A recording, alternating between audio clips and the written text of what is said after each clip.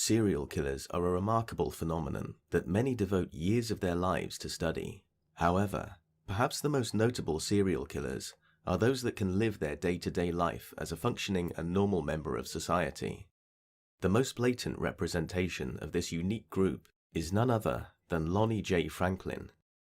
Lonnie Franklin, commonly known as the Grim Sleeper, was an American serial killer who was responsible for at least 10 murders and 1 attempted murder over a prolonged period of time. Franklin mainly targeted young black sex workers, and his preferred method of murder was to lure a sex worker to his van, where he would murder the victims using a gun and dump them on the side of the road.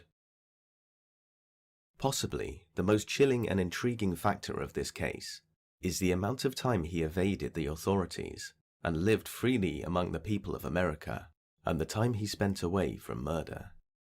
His crimes spread over a period of 22 years. However, he did take a 14-year break, hence the nickname, the Grim Sleeper.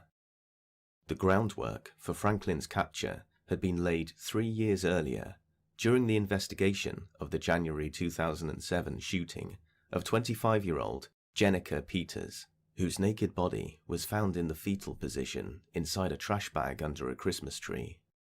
DNA evidence collected from the crime scene matched samples linked with 2 other killings, but at the time, the police did not know to whom the DNA belonged. As a result of this, police decided to do a partial DNA match, where they would attempt to find a match to a relative of the anonymous suspect.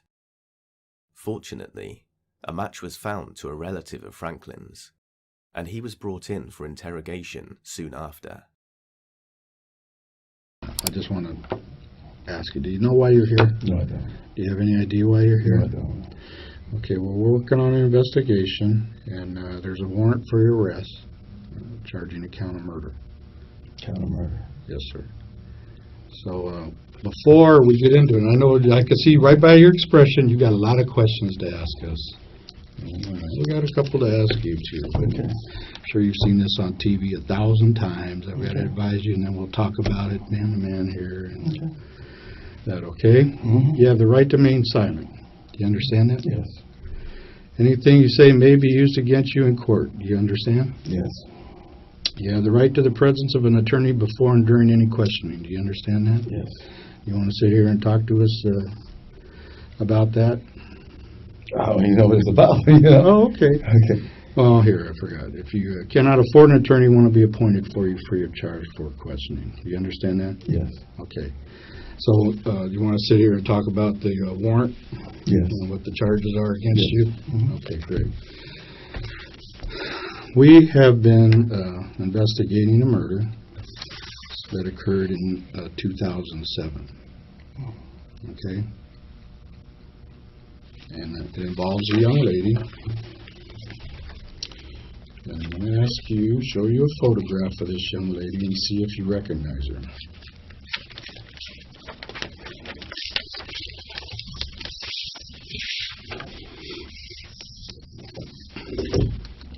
No, I don't. You've never seen that girl before? No, I haven't. Who is that? Is that Peters? Yes. All right. No, I haven't. Okay. Like I said, we've been investigating this since 2007. Mm-hmm. And you're not down here. We didn't just pick your name out of a hat. I mean, you watch all these little police shows and CSIs and all that stuff with modern technologies and all that. Right. Okay, well, you've been identified to this young lady. Okay, do you understand that? Yes, I do. Okay. Do you have any questions about that? Why would you be identified? I don't know. I don't know. I know a lot of people, but I don't know her. Okay. All right. So do you know how I'm sure you probably heard about DNA. Mm-hmm. Okay. Well, your DNA was identified in relation to this young lady's death. The detective begins the interrogation by confronting Franklin with a small section of their evidence and the physical representation of one of the victims in the form of the DNA and the photo. This sets the tone of the interrogation and how they mean to go on.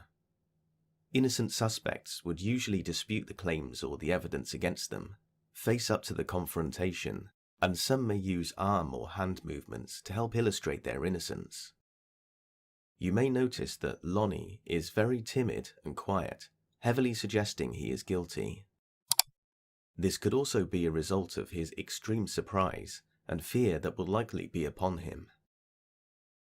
Franklin has got away with multiple murders for decades until now. His world is crashing down all around him, and he is also unsure of how many of his victims the detectives know about and the true severity of his situation. Okay. No, I'm just saying, that's what you're telling me, so that's all I can say. How could that happen? I don't know. You have no idea? I have no idea. You've never seen this lady before? No, I haven't. In your life? No, I haven't. Do you have anything you want to ask about her? No.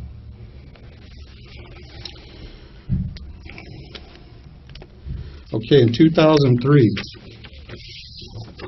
this young lady was found killed. Have you ever seen her? No, I haven't. You don't know that lady? No, I don't. You've never seen her? No, I haven't. No, I haven't. Mr. Franklin, just like the other one, your DNA was found on this young lady. Okay. Is there a way to explain that? No, it's not. There's no I way. don't know this. I don't know this lady. Sorry. That's Valerie McCorvey. Okay. Think about it. Think hard. This Okay. is very, very serious. I mean, you're telling me you watch these shows. I mean, I like we put your name out of a hat. No, I don't know her. Okay. 2002. This young lady was found. Do you recognize her? No, I don't. Princess. I don't. Never seen her before? Mm-mm. Mr. Franklin, we're both old guys. Right. Okay. Yeah. And I'm sitting here, and you know, I'm ready to answer questions of you. Right. I'm being upfront with you, and by you telling me that you don't know these people or don't know any way that your DNA got on their bodies, No. you're insulting my intelligence. I'm sorry. I don't know. I do not know. Okay. In 1988, this young lady, Alicia Alexander,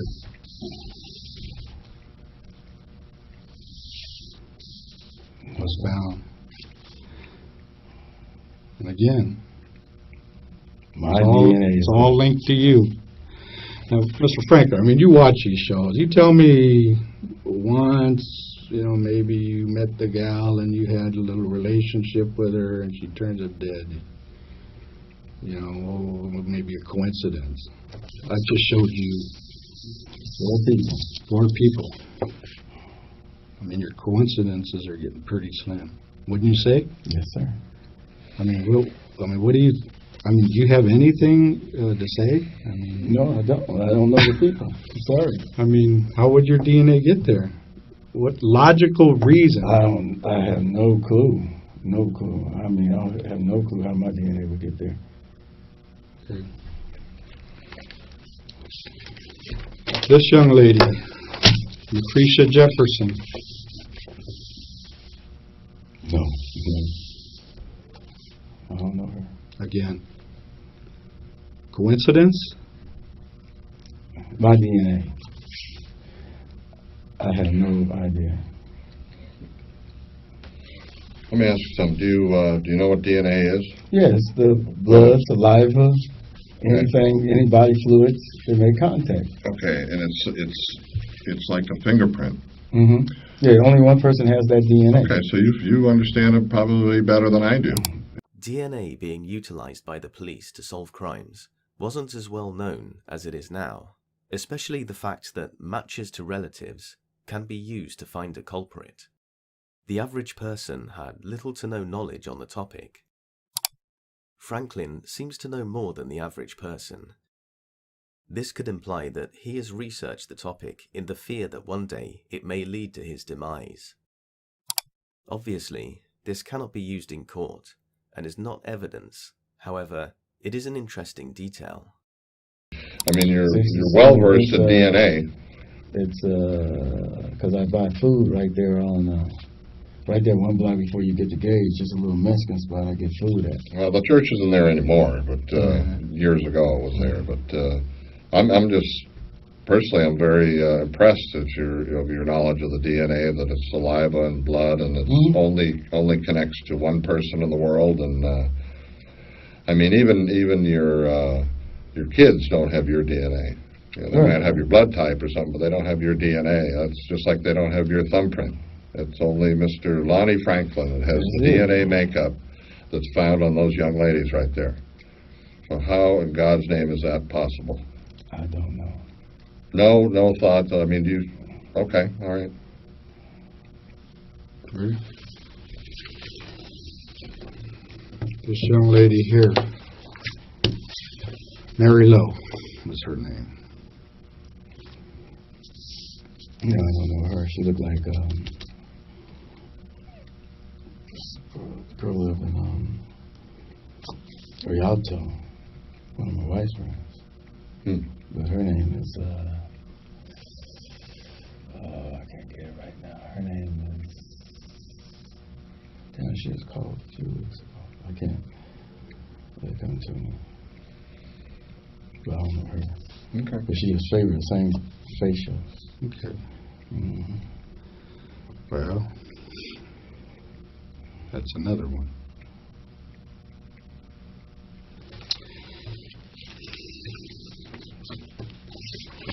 This young lady here, her name was Bernita Sparks. Wow, she looked heavy set. Why? No, I just said she looked fat. Yeah, no. Okay. You ever own any weapons? Yes. What kind of weapons? I have a 22 long rifle. What else? 38 revolver. Okay. What else?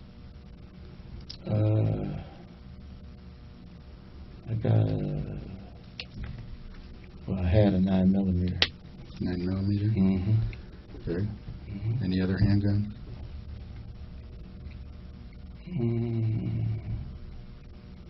22 pistol, 22 revolver. 22 revolver? That's different than the long rifle you mentioned? Yes, it is. Did you purchase those in gun shops, or did you get them on the street? I purchased a couple of them at gun shops, gun shows. At gun shows? And gun shops? Okay. Western Surplus was down the street. I bought one, but it should be on record. I bought one there. The 22 long rifle? Yeah. Okay. And then you said the 9mm? Where'd you get that? The 9mm, I sold it, but I got it out of Texas. Okay, so you no longer have that gun? No. And you mentioned the 38? 38 revolver. Okay. Where'd you purchase that one at? I think I got it from my dad. From your dad? Okay. And is Yeah, it still at the house? It was stolen. No, It was stolen? It was stolen. It was broke into.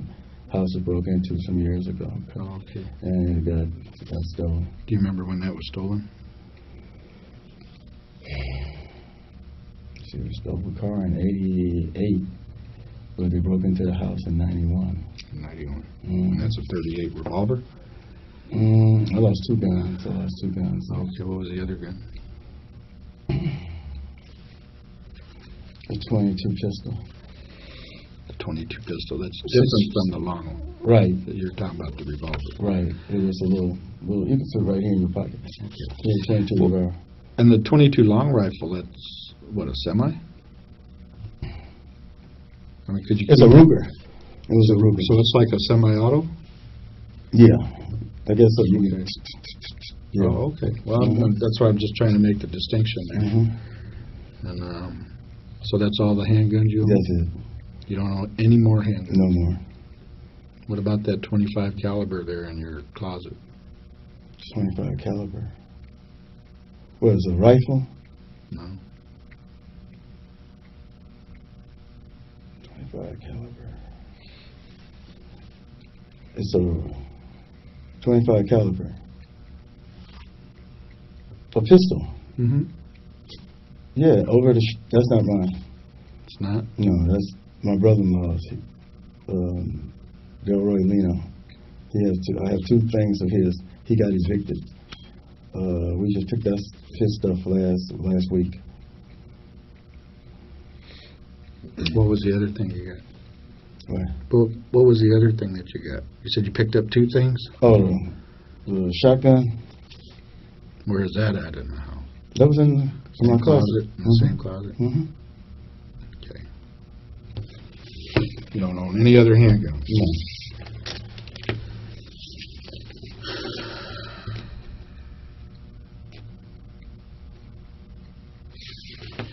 This young lady here. Name is Barbara Ware.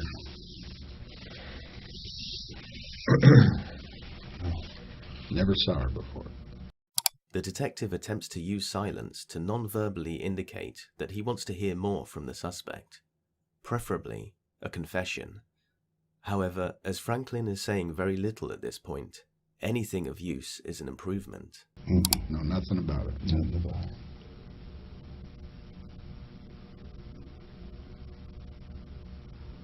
Sorry, I don't. Again, it's like I told you earlier, I mean, I'm really feeling insulted here. Because all of these people, it's like I told you earlier, Lonnie, I mean, come on, we're grown men here. I'm not playing games with you. I'm laying my cards right here on the table, just like this. I'm laying my cards right here. I'm telling you. This part of the interrogation will also have been pre-planned before it began. Both detectives will have previously agreed that once they have reached the peak of the interrogation and the tension is at an all-time high, the evidence would be spread out along the table and the lead detective would recite a confrontational monologue. Franklin still withstands his urge to come clean. Maybe one, I'd say, okay. Two, I wouldn't be going to Vegas if I were you, because your luck isn't that good. But look at all of these. Your luck is running out fast. And unless you come up with some kind of explanation. I mean, I'm not hiding anything from you. I'm telling you straight up. Straight up. This young lady, her name is Henrietta Wright. Go ahead, take a close look.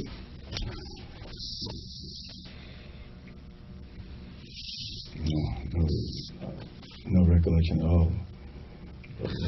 No recollection, or you just don't? I don't know her. I don't know her. But ugly, I don't know her. So, What? But ugly, I don't know her. Sorry, I don't know her.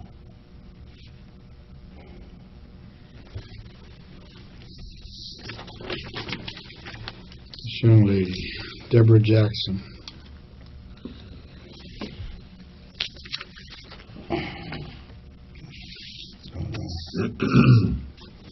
So if I told you you were connected to the deaths of all of these ladies, who do you think Detective Kilcoyne and I would be sitting here looking at?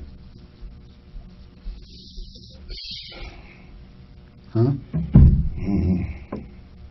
You don't know who we'd be looking at? Oh, okay. You looking at me? You looking at me? I mean, do you agree? Yeah, I agree with you. I agree with you on that. Yes.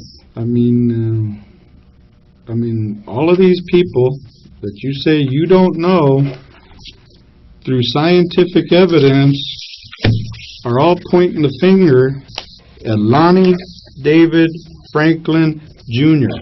Sit there and look at their faces, all staring at you, pointing that finger at you. Don't insult my intelligence. Please don't insult. I'm gray-haired. I'm going bald. I'm getting close to the end here. I've done this a lot, okay? Just like you. You've been around. I respect your experience. You're probably the best mechanic there is out there. You're good at what you do. And we've been doing this for a long time, too. You wouldn't be here if we weren't absolutely convinced that you did this to these young ladies. At the time, Lonnie Franklin was sentenced to death for the murders of the 10 women he was convicted for. However, many suggest that he never actually took his 14-year break, and his killing spree could have claimed 25 victims or even more. Recently, however, he was found unresponsive in his cell on death row, and later died on March 28, 2020.